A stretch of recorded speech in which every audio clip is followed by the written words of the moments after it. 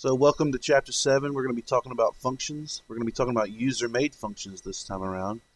We've seen a few user-made or Unity-made functions that Unity has pre-rolled for us. Now we're going to see how we can make our own.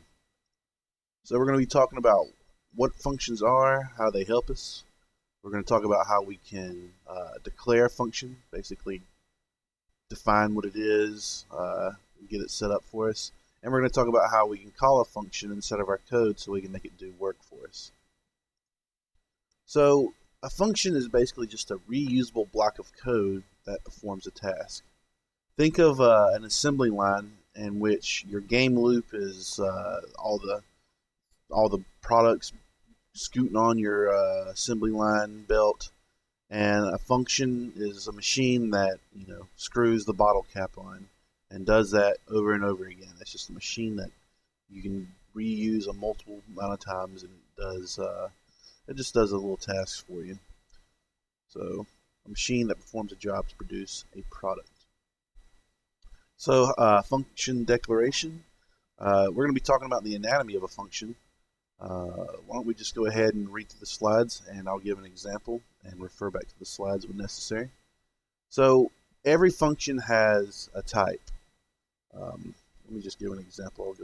I'll go into Unity real quick. All right, and here we have a function I made right here. It's just a function that adds 10 to any integer variable. So when I say that every function has a type, we can see that I declare my function by starting with a typecast. And this is also known as casting your function. This tells Unity that this function is going to return integer values whenever you use it. So whenever we call this add10 function, we want to get an integer product from it. The product we want from this little machine is going to be an integer. Rules for naming. Basically, like any other kind of naming, it can't be a keyword, such as, if you had a destroy function like I have right here, you can't name it destroy, because that'd be a conflict of interest, right? Because there's already a Unity-made destroy function. So if I made my own function called destroy, Unity would get really confused. Hence, the difference between destroy function and destroy. It cannot use any symbol other than an underscore. That's pretty standard. And it can't start with a number. All right, so we have arguments and parameters now. Names of parameters can only exist within the function, and each must define a name and type. So what are these parameters we're talking about? Well, after you cast your function and name it a nice name that Unity doesn't hate, we have these parentheses right here, right? And those, we're very familiar with parentheses. We see them everywhere, right? All over the place. Well, in this case, these parentheses are going to be our own custom area where we can set our own parameters. Let's look at this add10 example, for instance. If I go up here, you see I have a multitude of variables, integers, floats, and game objects. Well, this add10 function takes a parameter called an integer parameter, and it's just a value. I just called it value. I've called it something so nebulous, so general, because this function will be able to take any value and add 10 to it. So where do I call this function? We'll call a function by its name and identifier. Here's an example. If your function doesn't have any variables to pass into it, then you would just use the name of your function and an empty parentheses and semicolon. If your function has parameters that you need to pass into it, you got to give the function the exact types. So here we have my function, and then we have my num1 and my num2. And I'll give an example of that right here. In this statement right here, I say add 10, which is my function right here, and I want to pass in the value of my integer a. All right, so that's how I would call that. Why do I have my int a equals add 10 my int a? Well, let's just get into it. I'll give some examples real quick. Let me get rid of the slides, and we're going to go in and see how functions work on a real life example. All right, so in this scene, I just have a sphere, a cube, and a camera. And I just have one script attached to my main camera, and it's got all these variables I've defined here. And we're going to play around with them and see what we can come up with. So my first input, and I have a series of 1 through 7. If you press 1 through 7 on your keyboard, you can see the results. So when I press 1 on my keyboard, I have a simple addition statement. We take the existing value of my int a, which is 5, and we set that equal to my int a, which is 5 plus 10. So my int a becomes 15. Same thing for my int b right here. The next two functions on 3 and 4 keys use the add 10 function that I created down here. And notice how my function is outside of my void output or void update. So we can see that the bracket that closed the void update matches right here. Notice how it's outside of this bracket. These functions are going to be outside of void update and void start and any other kind of void function we declared before. Because this is a update function inside of Unity, and this is our own custom add 10 function that we've created. All right. So let's see how I can get pressing 1 to be the same thing as pressing 3. Okay. So remember whenever we said that you had to declare a function to be a type, an integer type. Notice how I have int add 10. Well, there's something you need to know about return values in functions. Anytime that you cast a function to a variable type, such as int, you need to have a return statement at the very end of your function that returns a variable of the type that you cast right here. So notice how I have, break this down the anatomy of this function real quickly. I cast my function to be an integer type. I name it add 10. I have a local placeholder variable for just this function.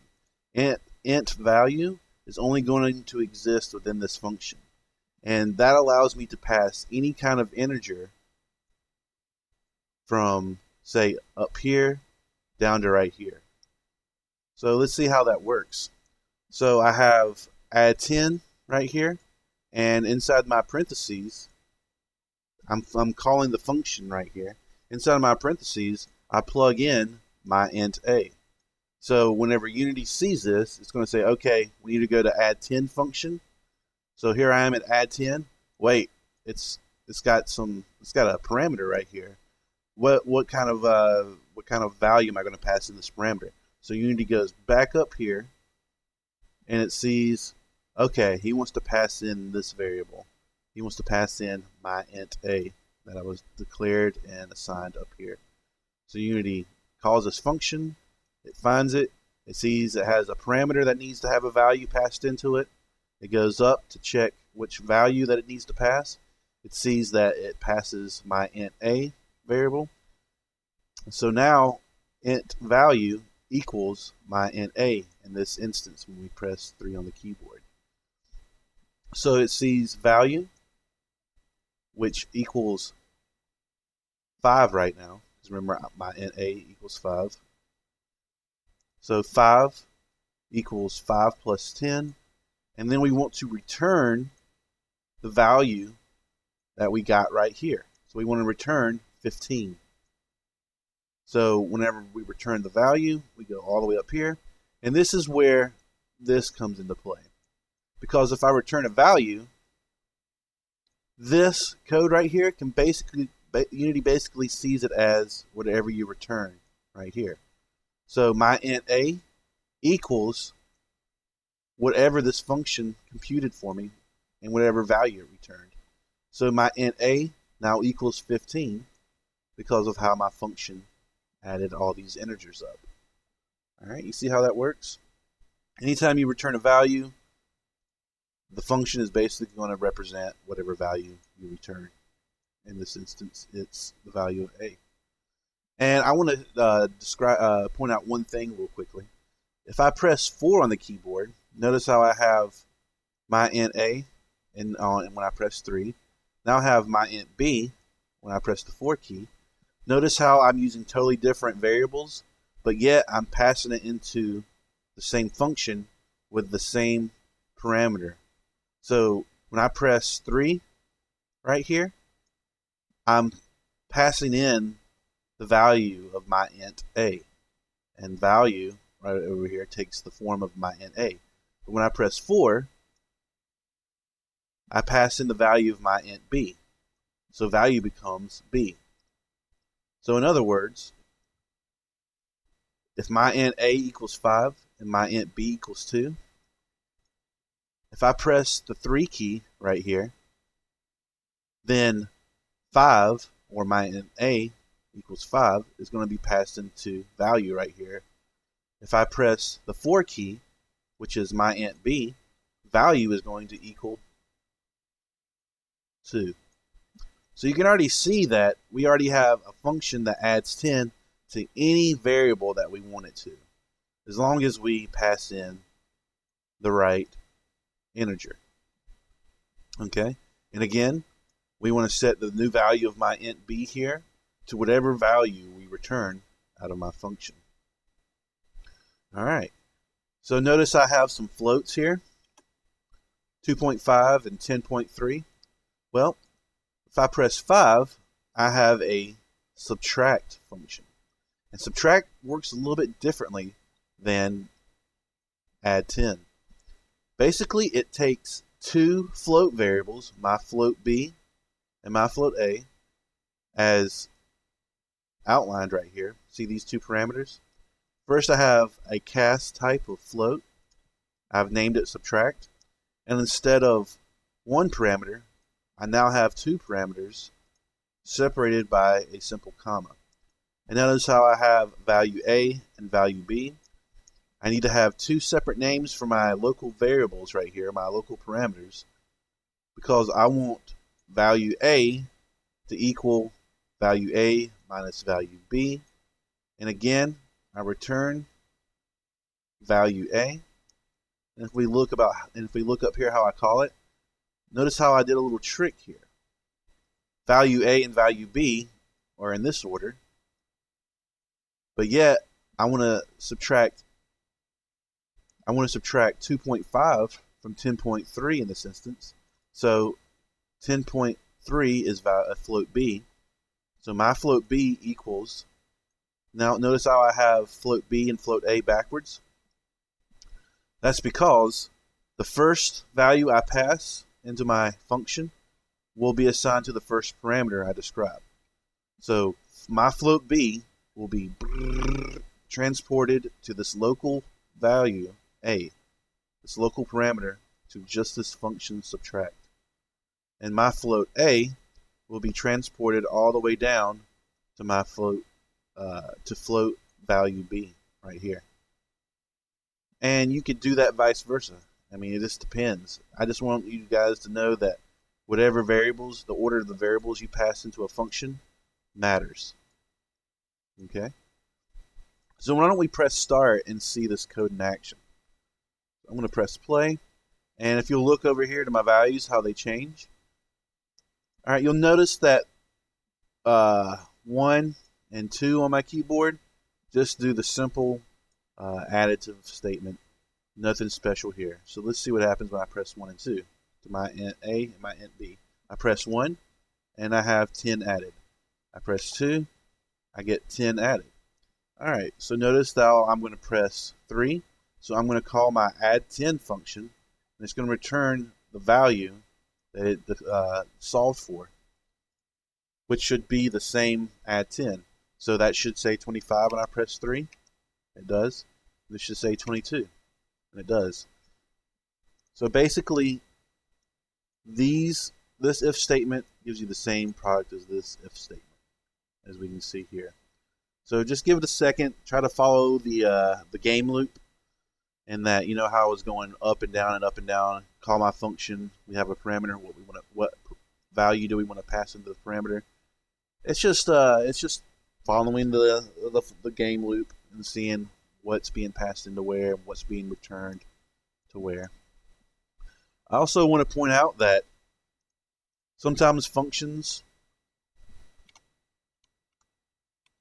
let me see where the void is. Sometimes functions return nothing, and that's when you would use the void keyword. So here I have two game objects, a sphere and a cube, and you can see I have them plugged into my object A and my object B right here in this script. So I have a function that destroys game objects. And of course, in this example, it would be easier just to use destroy up here, but I want to give an example of using a function that does not return any values. It just does a task. So if I wanted to destroy object A and object B, instead of setting my int b, for instance, equal to something, I simply just call the function and pass in what I want to destroy. So if I press 6, I'm going to call up my destroy function, and I'm going to pass in the game object, my object A. I go down here, Unity sees that it's a void, so it's not looking for a return statement. It just needs to find out what object am I going to destroy. So notice how I have the variable type right here, game object, and a local parameter name, object to destroy. And I just call the Unity function destroy and plug in this local parameter right here. And I can use that same function for my object A and my object B depending on what variable I pass into this function right here. So if I press play, again, if I press 6, the cube is destroyed. If I press 7, the sphere is destroyed. Or did I get that backwards? No, I got it right. So if you want to play around with this code, study it, it's going to be in the prototype folder of this chapter's assets. So that's where I was pulling from. And this chapter's example is going to be a little bit different. Assignment's going to be a little bit different. I'm just going to have you follow along with my code, and there's not going to be any brain teaser because I really want you guys just to not get frustrated with functions. But I'm going to make a pretty complicated function for us. So I want you guys to follow along, and hopefully you'll be able to get a handle on functions. All right, so let's load up my solution scene. And I want you guys to follow along exactly what I do, understand what I'm doing. All right, so we're going to be dealing with the player fire script again. And there's a few problems with my player fire script as it stands right now. I have 3 types of weapons now, a bullet, a laser, and a missile, but I only have 1 ammo count.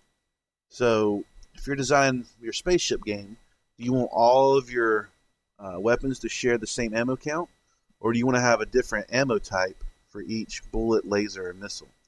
Well, in this example, we're going to make ammo pools for the bullet, laser, and missile separately, and we're going to create a function that instantiates the shot and also manages the ammo count for each weapon type. So we're going to have one function that does it all for us. Shoots our bullet, missile, or laser, and manages our ammo count for us, giving us warnings whenever we're about to go low on ammo, and decreasing the amount of bullets, missiles, or lasers in our ammo pool. So I'm going to go ahead and open up my player fire, and let's see what we got currently. Alright, so currently what you guys should see whenever you download the assets for this week, we have, let me bring that back, make it a little bit bigger. We just have the basics. You know, if we press the left mouse button, we get our single shot. And notice how our left mouse button is the only thing that tracks our ammo count at this point. Well, we do have the burst fire tracking our ammo count, but really left click is giving us all the functionality that we want. We have it decreasing our ammo count right here, and we have it giving us low ammo warnings, and we have it keeping us from firing more bullets if we don't have them. All right. So what we want to do is we want to take this type of game logic and we want to apply it to every single weapon we have here using only one function. Because we don't want to copy and paste this code over and over again for every weapon. We want to be able to do it all in one line. So what we're going to first do is let's create our new ammo counts. So I'm going to go ahead and delete ammo count right here. And let's just call it bullet count. And let's do that for each of my weapon types. Alright, now I have separate ammo pools for everything. And notice how my ammo count has turned purple. Well, ammo count no longer exists. So I guess we have to do something else now. Well, why don't we go ahead and just create a function that does what we want to do. Remember we wanted to create a function that manages our ammo counts. So if we want a function, what is this function going to do? First, it instantiates a shot prefab. So basically, we want it to instantiate. And we want it to manage the ammo count. And we want it to maybe return the value of the new ammo count to our pools up here, our separate weapon pools of ammo, our bullet count, laser count, missile count. So that tells me a few things. First, it tells me if I'm going to return an ammo count, what type are they? Well, they're going to be integers. So I need to cast my function as an int. Next, I need to give it a name. So I'm just going to give it a simple name. We're going to call it fire. So I guess if I'm going to be managing ammo counts, I need to have a parameter that takes in every single different ammo count I have. So why don't we call this, why don't we just repurpose the name ammo count to be the generic local variable name ammo count? And I've already done something wrong. Can you guess what I've done wrong? I didn't give it its type. So remember, when you're declaring your local parameters for your functions, you got to give it that type. And I have a bunch of different game objects to instantiate because I don't want to be instantiating the same bullet for all of my weapons. So I'm going to have to give a generic game object shot. Let's call it shot to fire. Alright, nope, disregard that semicolon. So now I'm just going to give my brackets to my function. And now I have my very own function declared with my local parameters defined. And I'm ready to go. So, okay, where do I go from now?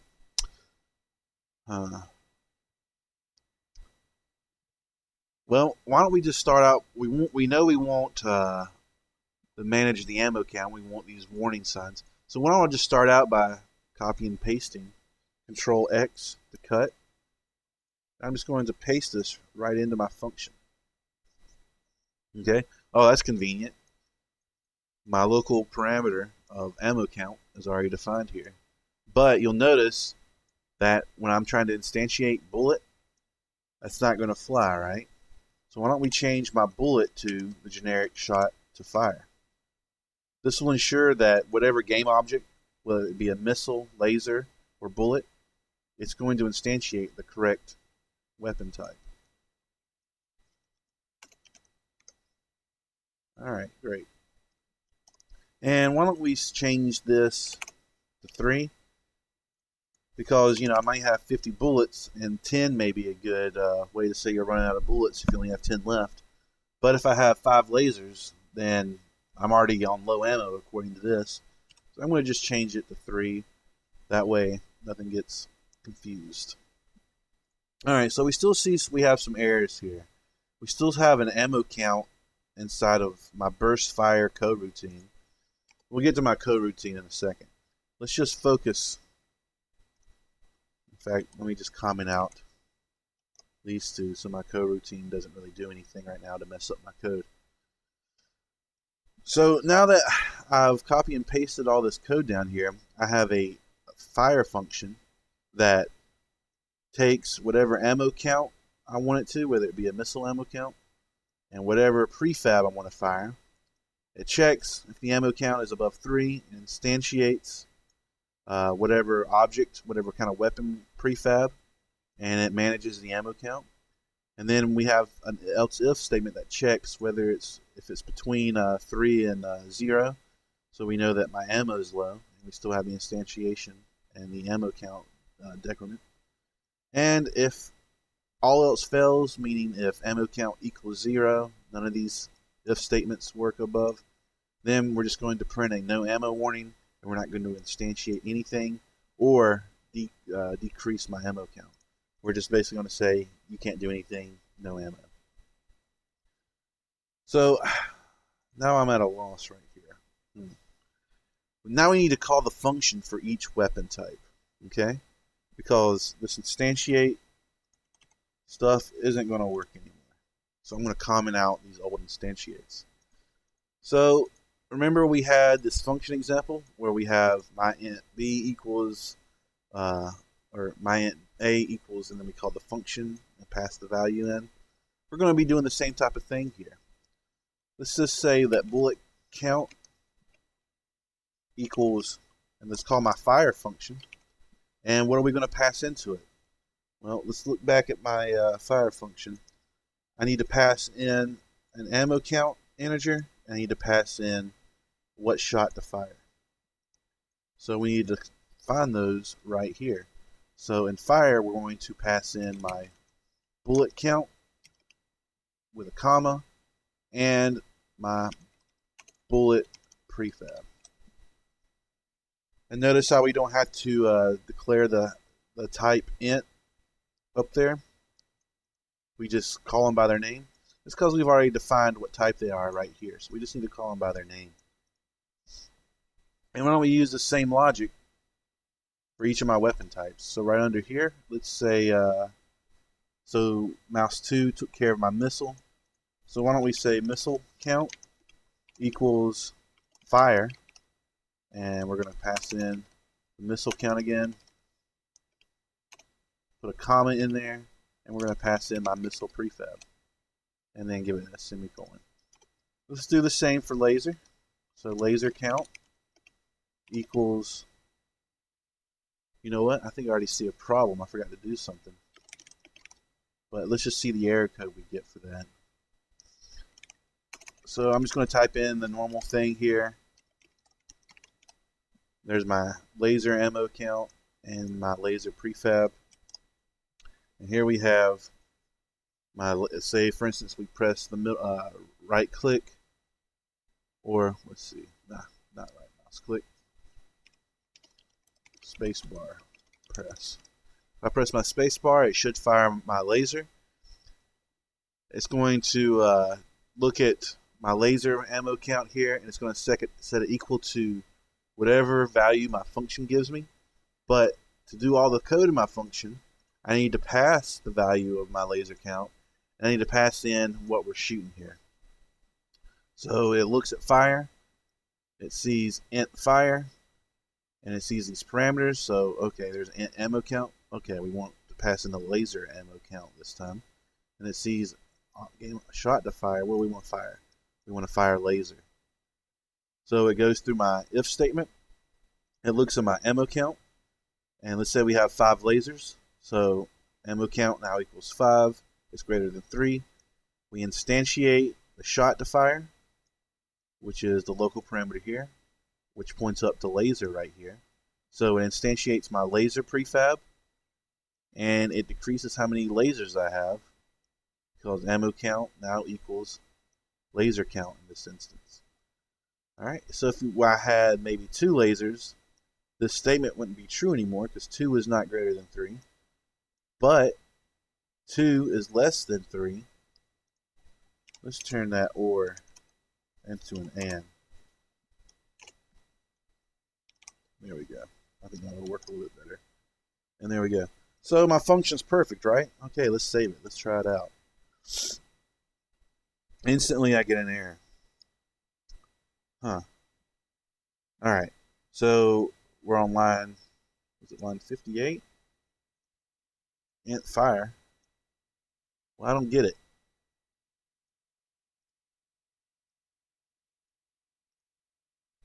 Line 58. What does it say? Player fire int, not all code paths return a value. Wait a minute. Return a value. What do you think that means? Well, that's right, because this is not a void function. This is an int function. And what did I say about all int functions? Let's go back up to my... if a return type is defined, something of that type must be returned. So basically, this bullet point is the reason we're getting that error message. If a return type is defined, basically we define this function as an int. Let me go back one. Something of that type must be returned. I have no return statement in this function. And what do I want to return? Well, I want to return the ammo count, right? Because I'm doing all this math to ammo count. And in fact, all these bullet counts and missile counts are depending on a new integer value to come out of this function right here. So when I return my ammo count, it satisfies this bullet count equals. And basically this statement right here updates how many bullets we have every time we call this fire function. Because we're returning an ammo count, and it's redefining what this bullet count variable equals. So if I press S, let's see what, okay, no more error messages. So right now I have my bullet counts are all 0. Let's give myself 20 bullets, 5 lasers, and 10 missiles. There we go. If I press play, if I press right click, I don't have burst fire because I commented it out. We'll get the burst fire in a second. But if I left click, notice how my bullet count is decreasing. And I'll just fire all the way. We're at 5 bullets right now. So at 3 bullets, we should get ammo low. And at 0 bullets, no more ammo. I can't fire. So let's try lasers. Alright.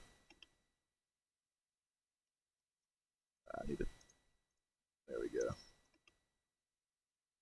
So right now I have low ammo on my lasers. Lasers 2. I'll use one more laser. I have one more left. It shoots that one. Now I have 0 lasers. I can't shoot anymore. I have no ammo. Let's fire some missiles.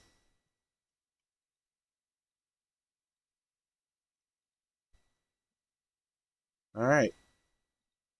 Low ammo on my missiles. Now that I'm at 2 missiles.